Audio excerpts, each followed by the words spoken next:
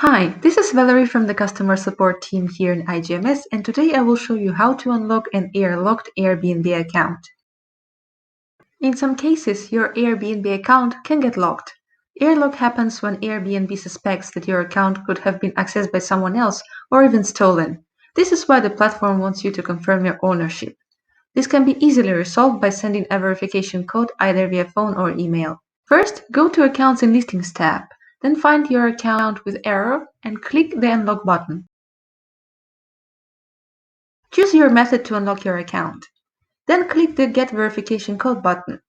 This will send a verification code to your cell phone or email depending on your selection. Please note you need to add and verify your cell phone on Airbnb to receive the SMS or automated phone call options. Next, retrieve your Airbnb verification code from your phone or email. Enter the Airbnb verification code into the verification code field, then click the Confirm button. Wait for iGMS to connect with Airbnb and verify the account unlock code. This may take a few minutes. Once the verification is complete, you can search for the account again and you should see the Airlock label has been removed. Your account has been unlocked.